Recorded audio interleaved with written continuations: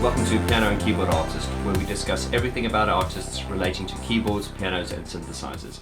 Today's episode is called Depeche Mode 101 In-Depth Review Part 2. So if you've not seen the first episode, which is this one, the Depeche Mode 101 In-Depth Review Part 1, I'd recommend that you watch that first, and I will place a link in the description below so you can watch that video first and then come back to this one. If you've already seen that one, then I would invite you to sit back, relax, as we delve deeply into Depeche Mode 101 Part 2. Okay, so this video will follow very much the same format as the first one, where I'm going to sort of interchangeably talk about the concert, some of the performance elements, the songs, and also about the D.A. Pennebaker documentary.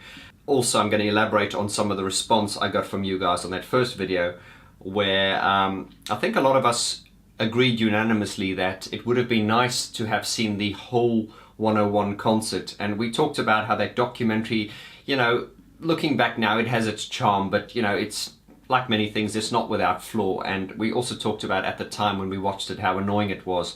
The editing seemed to jump from scene to scene, and I think a lot of you agreed with me. We weren't really interested in those teenagers. We just wanted, we would have been quite happy to just seen a 2-hour documentary, you know, all about Depeche Mode. And I found the scenes with the teenagers to be quite distracting and a bit annoying. You know, when I watch it now, you know, probably because of the nostalgia, I actually enjoy it more, you know, than I did many years ago. And I think one of the things a lot of you also agreed was, I don't know if this is a fact, but I think rumor has it that the filmmaker D.A. Pennebaker, apparently, I don't know if this is true, he lost the footage, therefore he could not, you know, he could not make a sort of full, complete, unabridged version of the video. Of course, I don't know if that's true, and I also find it hard to believe that someone of that level, I mean, D.A. Pennebaker was a legendary film producer, you find it hard that someone of that level could, you know, lose stuff like that. A lot of you also pointed out that due to the editing of that 101 documentary, a lot of the video footage was actually synchronized to the 101 soundtrack. So you'd have the 101 soundtrack, but the actual video footage was actually footage from different concerts, and that does make sense actually. And it was great to hear from some of my American subscribers there who were actually at the concert. It's opened a whole discussion. And what's fascinating as well is, and we've talked about this before, I read something on the Alan Wilder Back to Depeche Mode Facebook group, my mate Ash Nero, who posts every day. I would recommend you go and check out that group. He posted something about an interview with Alan Wilder, where Alan Wilder talked about when the 101 concert took place. In retrospect, when they look back at it, they didn't actually enjoy the moment as much as they should have, because I think at this, imagine you're going onto stage in front of 70,000 people. It was obviously the biggest concert they'd done. They were very nervous, and also the fact that it was being filmed, I don't think they enjoyed it as much as they should have. But as Alan said, it was nice to actually look back at it when it was finished. And Alan Wilder talks about, it was good to hear the sound being, as he said, tarted up. And what that would suggest was, as I said last time, what you're hearing on the actual 101 recording, guys, is not exactly what was heard on the night. We've talked about this, and I'm not going to go into it in too much depth, and that is, we understand the fact that people, bands would record concerts, and then of course the recording would go back to a studio where they would edit it and, you know, make it better. That's kind of accepted, and I mean, I grew up with this. This is like the soundtrack to my life and to yours, many of you as well, and I think our ears have kind of adjusted to this in such a way that any other live version just doesn't come close to this. Mind you, Devotional and Live in Hamburg are two of my other favorite concerts, which I'll do a separate video on as well. As you know, the last video when I ended it at the halfway mark, and the halfway mark was, I was paying homage to the vinyl, where or the cassette, where the halfway mark is at Black Celebration.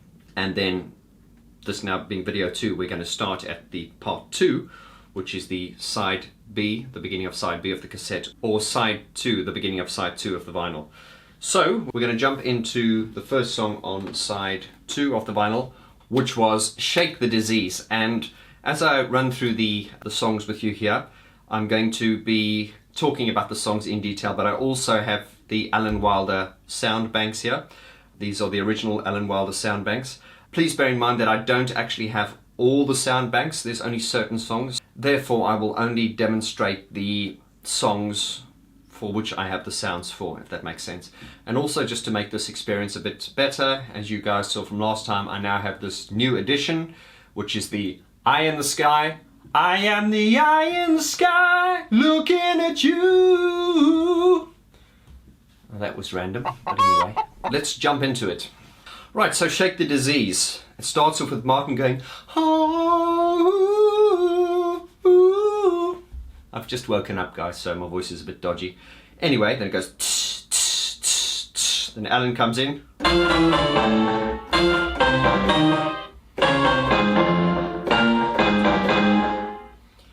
As I say, it's fascinating as a fan, and indeed you as a fellow fan. Obviously, all these years where these songs are so embedded into our consciousness, but to hear the sounds in isolation is such a treat. And I also talked last time that when you hear these sounds in isolation, sometimes they sound quite reedy and thin. But of course, as I said, sounds are not meant to be heard in isolation, and obviously these sounds are kind of mixed and EQ'd so that they will fit into the sort of whole mix. So obviously, as Depeche Mode have their backing tracks playing, as we play these sounds over them. In isolation, they don't sound very good, but as part of the mix, you know, throw in the backing track and everything, it's meant to work. And of course, there I've gone far too geeky already. This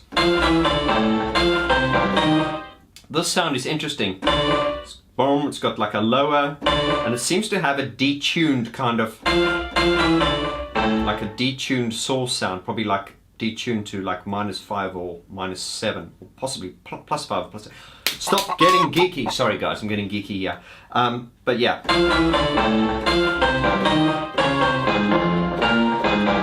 So he goes like that. It goes, oh, oh, tch, tch, tch, tch.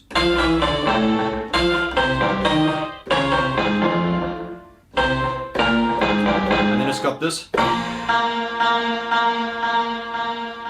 So they've programmed this, and that's when it comes in. It goes.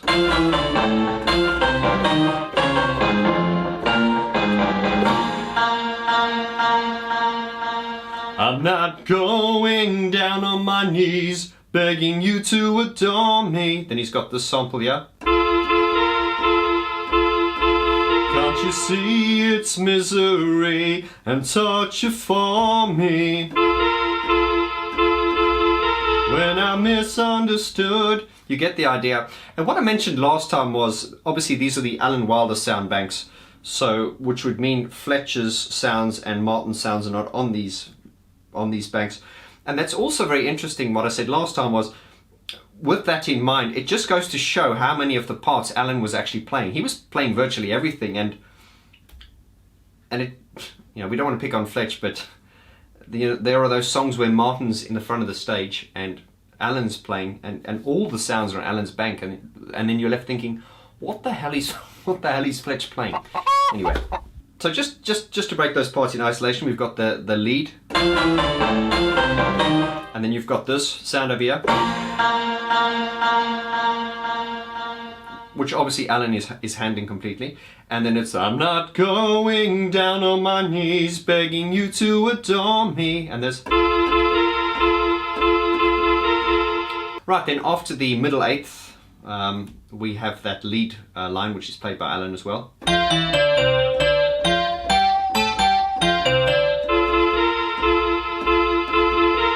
So it's interesting to see how Alan would play, you know, one lead part and then jump to the next part. So in this case would be.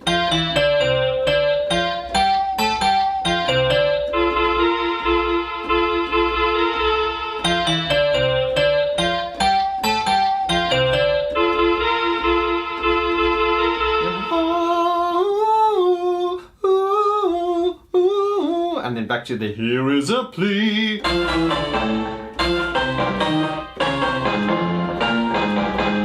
And then Alan Wilder would be playing that but singing backing vocals along with Dave. And that was a nice touch that I missed from the older Depeche Mode, and it's one of my favorite Depeche Mode songs. Really is the song "If You Want." Working weeks come to a stand, party time is here again. What a song! And of course they won't ever do that live anymore because it's probably one of Alan's songs, and I suppose ego will not allow them to do that. But what was great about that song was Dave was singing and Alan was singing in the same key. He wasn't harmonizing. It was just, so Dave would be going, working weeks come to a stand, and then Alan would be going, working weeks come. He'd be singing the same notes. It wasn't harmony, but he'd be singing it in a lighter voice, and that was the classic Mode sound to me. Was very often, I think on songs like "Never Let Me Down Again" as well. I think often, or sometimes, Alan would sing along the same parts with Dave, and it kind of just gave it like a gorgeous sound, and then Martin would come in with the harmony. But anyway, that's old school Mode. Right, after that they went on to do a song called "Nothing." Now, as I said last time, and these are geeky observations, that the songs "Nothing," "Sacred," and "A Question of Lust" do not feature on the vinyl or the cassette. And obviously, as I said last time, that was a decision that the record company or the management would have made, because obviously a vinyl has roughly 20 minutes of music aside. So technically you've got about 20, 40, 60, 80. You've got about 80 minutes of music time on a double LP, give or take. And so they obviously decided they were going to lose "Sacred," "Nothing," and "A Question of Lust." I wish they had kept "A Question of Lust" because that's one of my favorite Depeche Mode songs. But anyway, in later releases like on Spotify now and other music streaming sites, and also on CD, you can get the full set listing. But anyway, so track two, well, "Shake the Disease," and now we went on to "Nothing." Sitting target, sitting waiting, anticipating nothing. And I always remember Martin going, "Ooh, ooh," and he looked really sweaty and his hair was in his face. I just thought, you look tired. On the Alan Wilder sound bank here,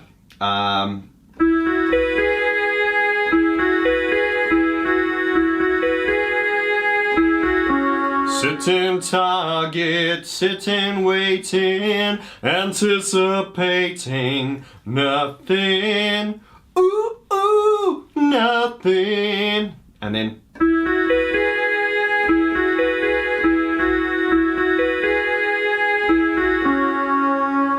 in fact, I think Alan Wilder may have given the sound a little bit of a pitch bend, so it would be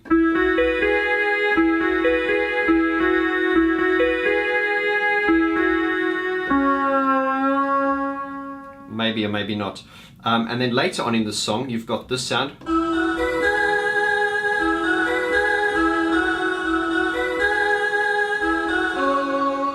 which is exactly the same part as yeah. But then later on, both of those sounds play together, which would lead me to assume that Alan was playing them both.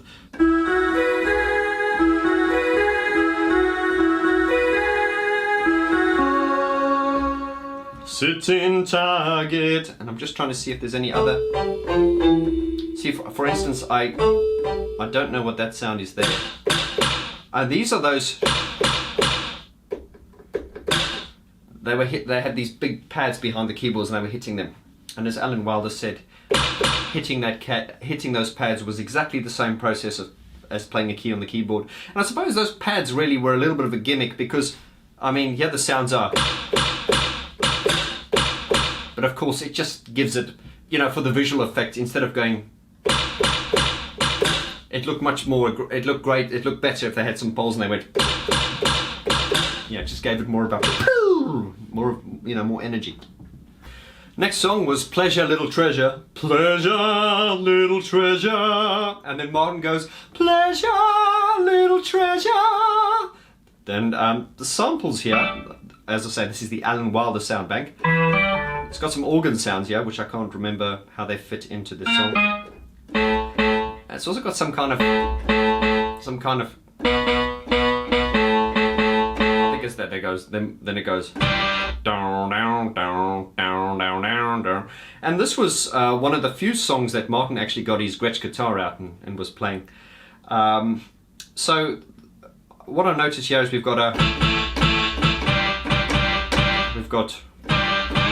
we seem to have guitar samples here, and it is my belief that Martin would be playing the guitar and then Alan would just be playing these guitar samples just to kind of fatten up the sound. See, on this side of the keyboard is dead, and it's interesting to see how they mapped the sounds. Obviously, you can map the sounds any way you wanted to, and there's that scene in Depeche Mode 101 where Alan Wilder's giving the Black Celebration demonstration, and I wish that scene had lasted longer because they kind of cut it and then it went back to those annoying teenagers again. But there is that scene where Alan Wilder demonstrates the Black Celebration, and I just really could have watched like 2 hours of that. That would have been so interesting.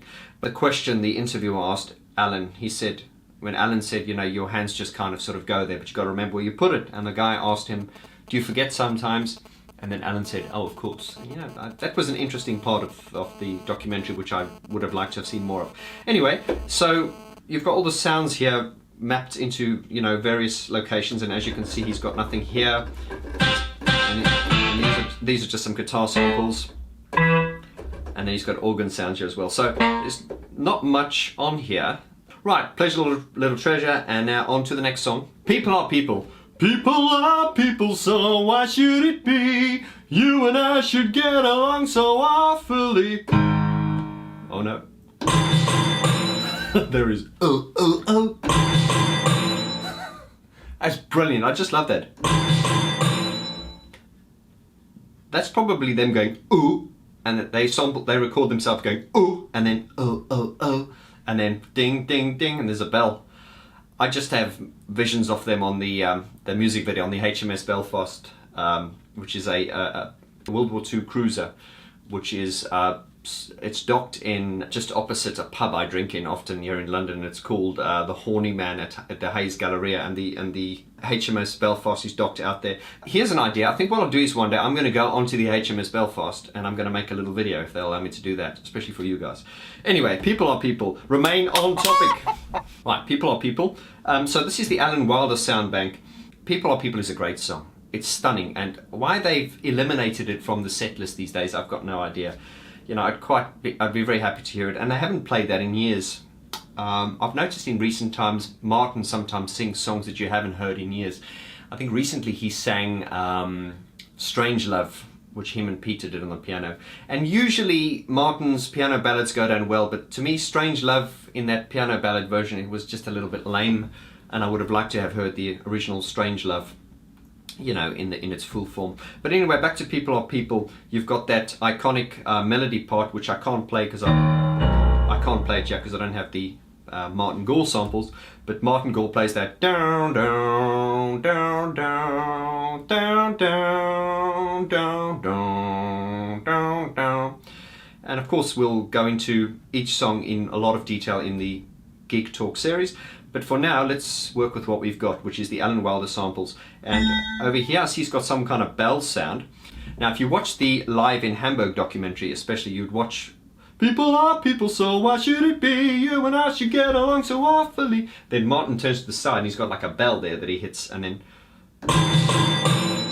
And of course, a lot of those little things they have on stage, like the bicycle wheels, and those things were all, I don't want to say gimmicks, but they were all there more for visual effect, because most of the sounds are actually could have just been played on a keyboard. But then again, as I said, sometimes when you're watching an act, instead of seeing someone just standing like this and going, it's a bit more interesting to watch them going bang, bang, bang. It just gives it more of a visual thing. And coming back to the live drumming, which we're not going to go into at the moment, the way they do live drumming these days, I'll talk about Christian. He's a very, very visually impressive drummer, with the way he sits really low and he goes for it, and it really gives it that visual look. And this is why I think Depeche Mode, sort of from the Black Celebration period onwards, they implemented a lot of sort of like percussion and drums and like metallic things, just to kind of make it look more visually impressive. But as far as the sound goes, it didn't actually enhance it in any way. It was just more for visual effect.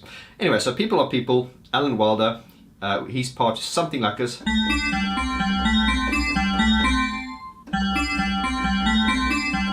And you can see that part in detail when in the Live in Hamburg version, when and so we're different colors and we're different breeds and different people have different needs. And then Alan's going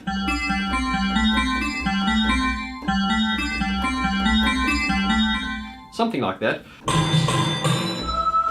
I see we got some choir sounds here, and I think that's at the end when Martin does the I can't understand what makes a man hate another man, help me understand. So Martin will sing that while he plays down, down, down, down, down, down, down, down. And then Alan will be going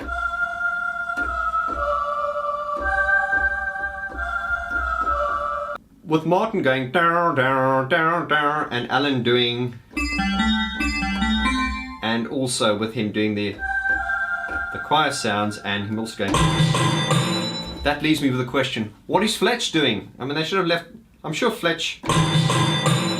That to me is like a Fletch part, you know. A Question of Time, one of the most iconic Depeche Mode songs of all times.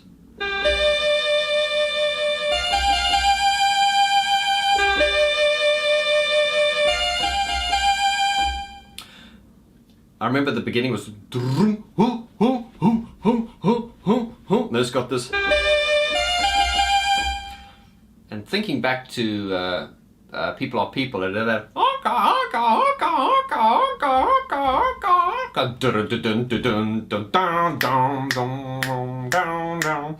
so that I always sound mad when I do these videos. But anyway, that from People Are People. It's quite similar, all the same kind of sound, although not exactly the same when they do A Question of Time. So then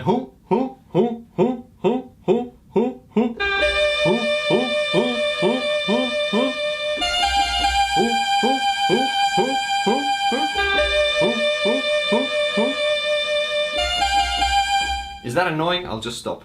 Yeah, so you've got that kind of like a bagpipe sound. It is very much like a bagpipe, yeah.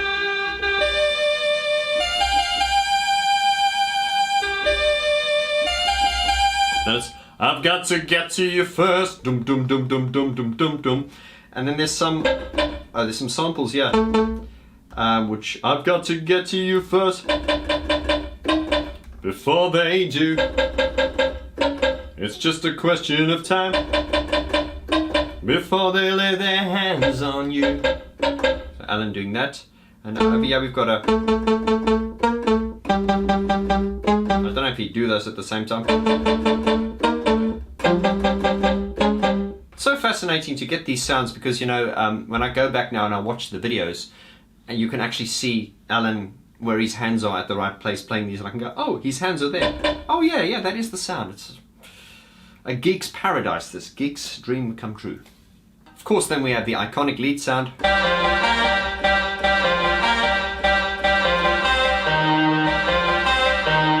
I think actually Alan gives it a bit of a bend on that as well. I think he goes.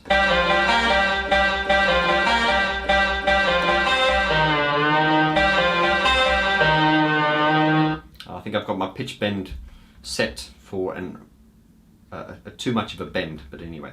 So it's.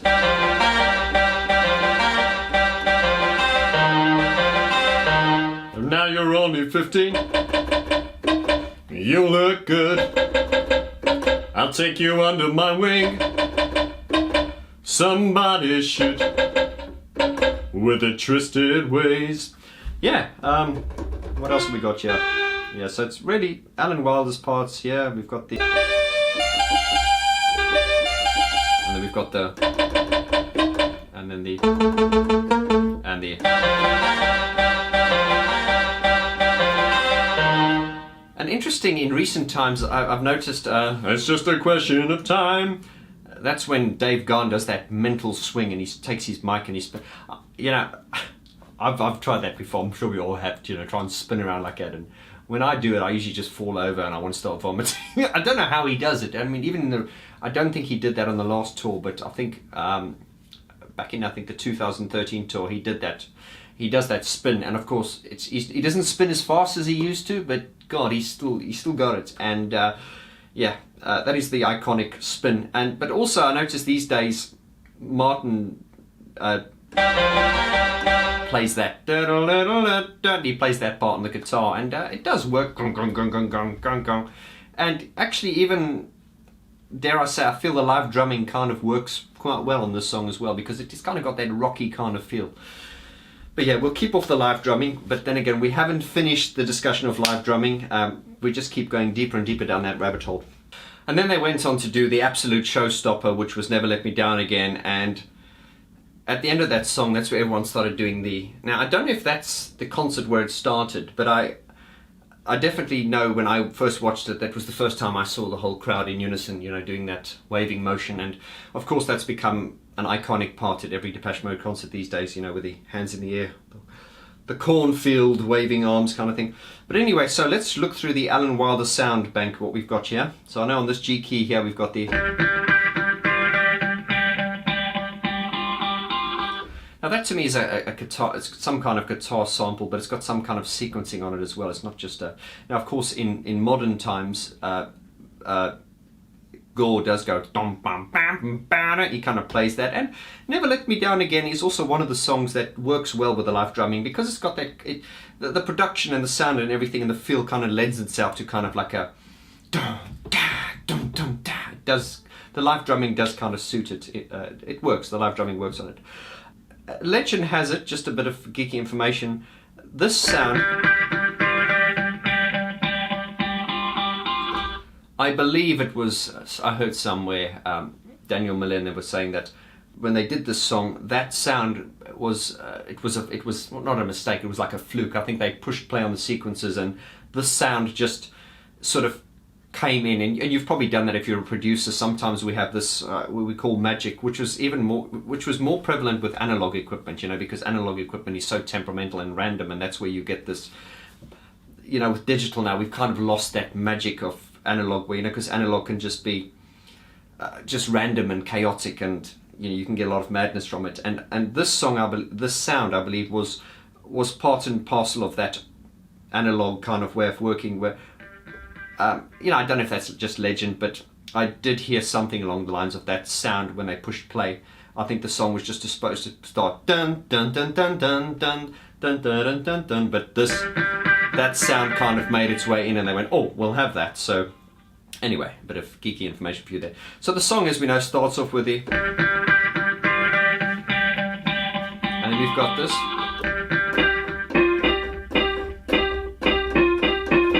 Then of course it would come in with the dun dun dun dun dun dun dun dun dun dun. Of course that's not the right sound. I don't have Martin Gore's sound banks here, so I can't play that. I can obviously only demonstrate what Alan had, because I have his sounds here. So Alan would obviously be and then it goes to I'm taking a ride with my best friend. Then Alan hits it again. I hope he never lets me down again. It keeps going. And then I see we've got this piano sound here, which is... And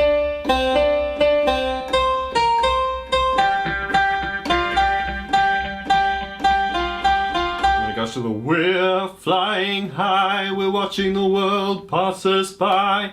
And then Martin goes, we're flying high, we're watching the world pass us by. And then at that time Adam's going... He's playing that piano part, and it's quite funny. What comes to mind here is when you listen to this piano sound once again in isolation, it just sounds really tinny and cheesy, but put it in the mix, it works.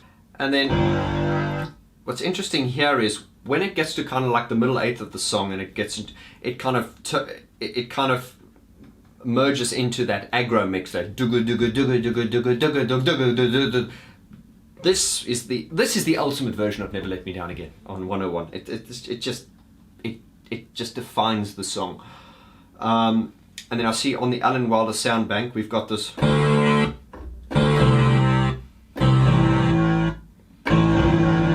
What's interesting is this sound has like I'm not using a sustain pedal. It seems to have like a sustain in it. So if I just hit it, you notice I'm just hitting it. So Alan would go.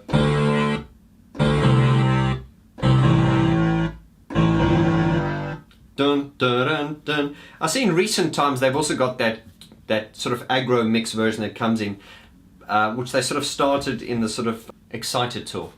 But it seems to go more like diggy diggy diggy diggy diggy diggy diggy diggy, and I'm like, no, it's not supposed to go diggy diggy diggy diggy. It's supposed to go doogu doogu doogu doogu doogu doogu doogu doogu doogu. And once again, as one of you said in my comment sections in one of the videos, Vaughan, that is because they do not have Alan there anymore to do quality control. And this goes back to that video I put out a few days ago, which was this one, Depeche Mode Live Sound Past and Present, where I kind of talked about how the keyboard sounds in a lot of their shows now seem to be like very background. But if you listen to their songs before, you would hear a lot of the keyboard sounds were very obvious and prevalent. Whereas now it seems as like all those keyboard sounds are taken back and they bring in the drums and the guitar forward, and it just seems to have too much of a rock kind of approach, which, you know, we're not all in favor of. But then again, I'm sure some of you are. Okay, this is random, but there is relevance to this. Whenever I think of Alan Wilder kind of reminds me of Batman. If you remember when they announced that Ben Affleck was going to be Batman, a lot of people, including myself, went, no man, Ben Affleck's cheesy. You know, Ben Affleck's, no, he's not Batman. He's a cheesy rom-com, you know, romantic comedy. He's not Batman. I wasn't having that. However, Ben Affleck turned out to be an incredible Batman, and I ate my words. I was like, wow, dude, you are Batman.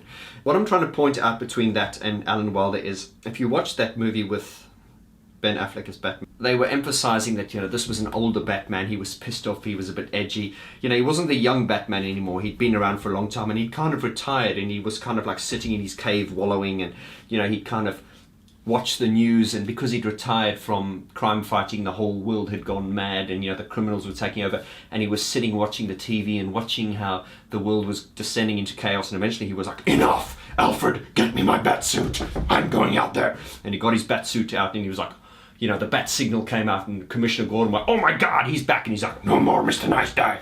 And he actually he got into his Batmobile, and what was quite controversial was he actually started killing people, because Batman's philosophy was, if you look at the Christopher Nolan one, and indeed in the comics, Batman's analogy was always, I will not be an executioner, I will bring justice, but I'll never kill people. But anyway, he has Ben Affleck as the really pissed off, older, gritty Batman who'd retired, and I'd come back going,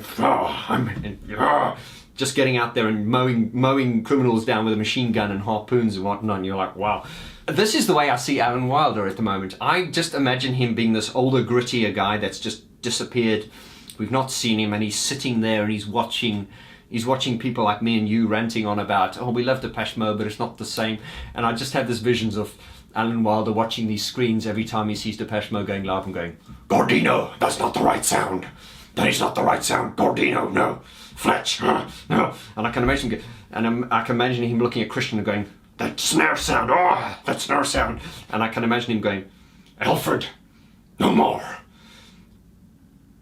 The world needs me, Depeche Mode needs me. And I can just imagine Alan just doing this like The Dark Knight Returns and jumping back onto the scene and going, and everyone's like, yeah, Alan Wilder's back. And oh, we're really off topic now, aren't we?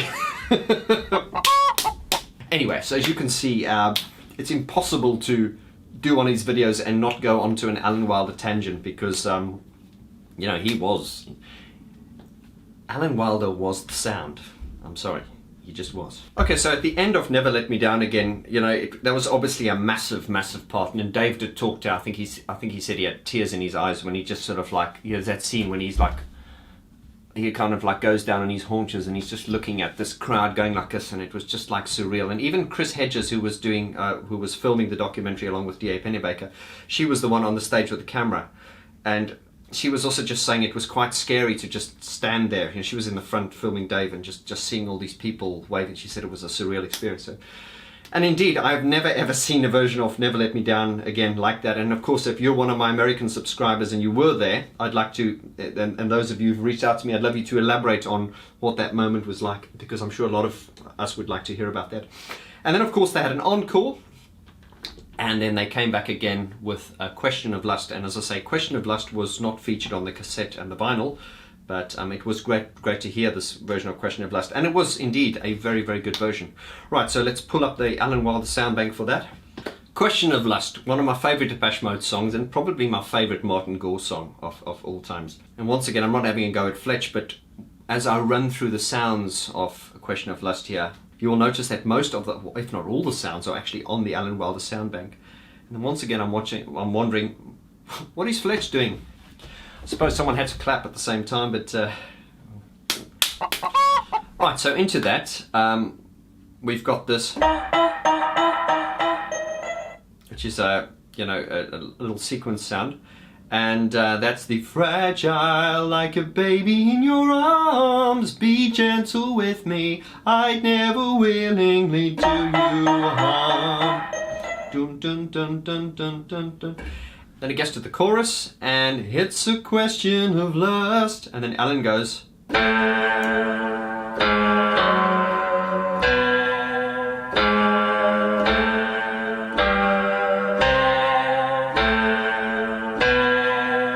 As he does that, he also hits the,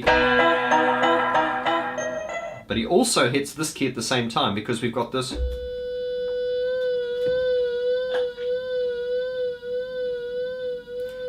Sounds like some, oh, it reminds me of a mosquito for some reason. So it's like a bendy kind of whiny mosquito guitar type thing. But anyway, so. And of course, remember, Alan did fantastic backing vocals on this song. It frightens me. He did like all the ad-libs, and I really miss you, Alan. I really do. Right, so I will sing Martin's part and play Alan's part, just to illustrate this. It's a question of lust. It's a question of trust. It's a question of not letting what we've built up crumble to dust. It is all of these things and more that keep us together. So it's just on the last note, he hits these two together, and we get. And then Alan's also got that part higher up here, which is. Yeah, that's it. Independence. So it goes. Dun dun. It goes.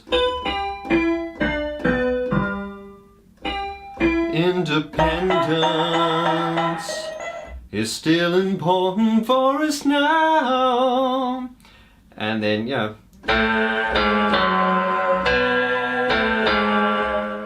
They're brilliant sounds, really like kind of industrial, but there's such heart and such soul. You can just feel there was so much. And coming back to the video I made last time, as I said, I just get the feeling when they do gigs now, it's like, yeah, we've got the stadium, guys, yeah. We need a quiet, yeah. Flick through a preset, yeah, that'll work, yeah, that's good enough. Whereas I just get the feeling in these days, every sound here, you can just feel, to me, I can just feel the meaning and the emphasis and the sincerity of every sound. It's just like every sound mattered back in those days. And I'm stuck in the past, guys, I know. Right, and then later on we've got the outro melody, which is not actually on here. It's on a separate bank, which would suggest that Alan would actually have it on probably on the top keyboard or the lower keyboard. So he'd have all these sounds on one keyboard, and he'd have the other sounds on another keyboard. So that sound would be.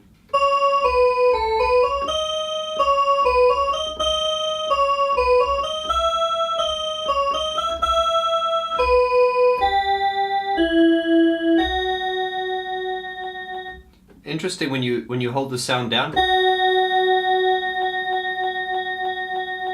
Can you hear the loop? You can hear where they've looped it, but of course that wouldn't matter because they would never hold it down that long. All he needed to do was. So just so there wasn't, so you wouldn't hear the loop, the duration of the loop, because obviously he wouldn't sustain it. Right, and then after the question of lust, they went on to do. And that's great to see. They've just got that. They've got that programmed onto one key, so it was.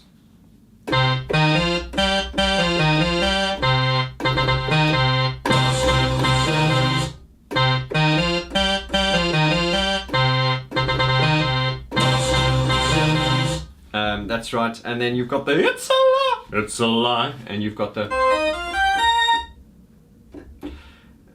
Yeah, I believe I'm probably playing in the wrong key. I think they play it in this key.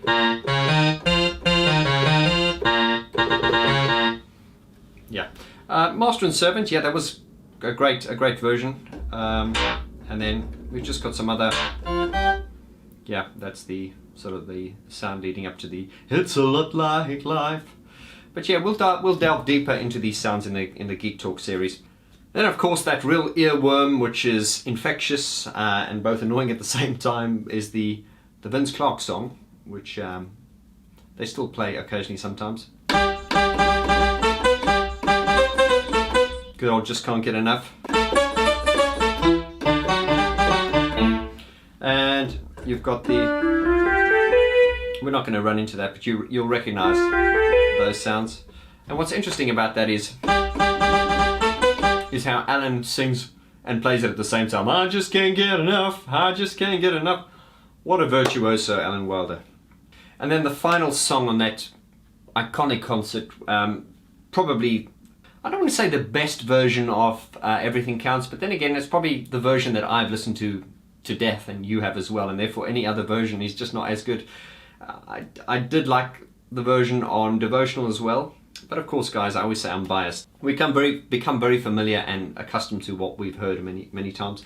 But on the Everything Counts, Martin goes, and then it appears Alan would go, Martin, Alan. They used really sort of like reedy kind of reed sounds and like, you know, flute sounds and sort of like wind instrument sounds. So towards the end, I know Martin picks up a harmonium and he plays that da-da-da-da as it... Oh, I don't have enough notes there. But anyway, he plays that melody on the harmonium, which is a little bit of a gimmick. I mean, these days he doesn't. He just plays it on the keyboard. But, you know, it was great to see. And also, I see I've got this, and I know this is a part that Alan plays. Guys, I haven't practiced it or figured out. This is not a tutorial on how to play it, but... he's got that. He kind of does that. Well, we'll go in. I want to go into each song individually in detail in the Geek Talk series. As I say, this is just to sort of outline the concert. Right, so they've finished that concert, and wow, what a show! This to me is embedded into my psyche, and I'm sure into yours as well. And what an album. What an album. Right, guys, so this concludes the second part of the Depeche Mode 101 in-depth review. That's not to say we won't talk about Depeche Mode 101, you know, in another video, you know, within different aspects. We definitely want to, within my Geek Talk series, I want to take, you know, we'll take a song, an individual song, say like a song like Stripped, which is one of my favorites, and we will sort of do like a 20-minute or half an hour video where we actually analyze every sound and go really, really geeky, and we'll try and, you know, reverse engineer it and everything. So it's going to be a lot of fun. But for now, guys, I just want to say, as always, thank you very much. If this is your first time to this channel and you've made it through this long, then welcome. You are a soldier and you are a fellow contender and a fellow geek, and then I would like to welcome you to the community. Please, guys, if you haven't subscribed yet, please do. We're almost at 5,000 subscribers, and the numbers are important, but you know, to me, and I think you guys can feel my sincerity, it's about the content and about the community. I would rather have a smaller subscriber number and build a community rather than just go for the numbers, because I'm not a corporate kind of guy. I'm a man with heart. I'm sure you can tell. I'll see you on the next video, guys. You take care of yourselves and keep it real.